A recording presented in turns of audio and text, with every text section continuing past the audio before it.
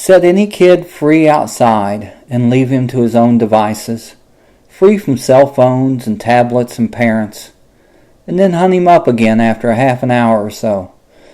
9 times out of 10 he will have wandered down to the nearest ditch, creek, or riverbank. It's ingrained in our DNA.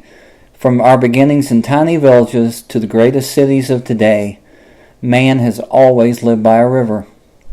But now it seems we are in danger of losing that connection. For the first time in the millions of years that man has been on earth, large segments of our population spend their entire lives with no connection to the river at all.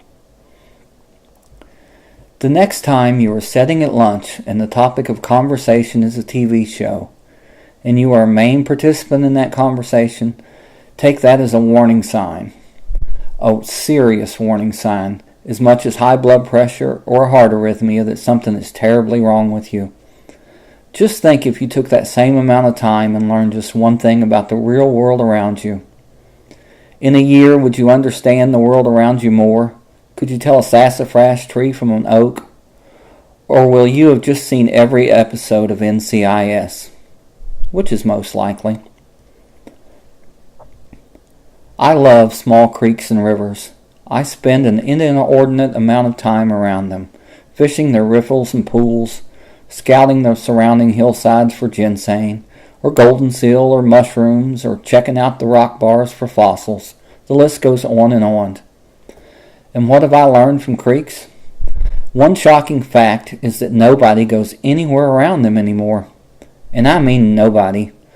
I'll lace up the boots, throw a peanut butter sandwich and a couple bottles of water in my day pack, and spend all day exploring one and never see another person. Right there, just over your fence, down at the end of the field, over the hill, lies another country, your local creek. You are more likely to go to some tropical island than here, and you're not alone. I never ever see anyone. But I do see things. Small everyday miracles, crayfish crawling across the bottom, a doe slipping down for a drink, the twisted artistry of sycamore roots. And yes, I've been bitten by bugs. I've gotten sweaty. I've been caught out in storms and soaked to the skin and froze. You know why? Because I was alive and doing something. You don't have any of that happen to you while you're watching TV because you're not doing anything.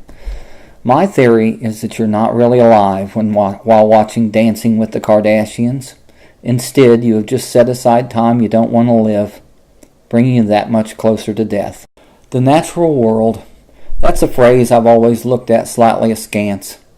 Everything outdoors labeled and tucked away as something separate.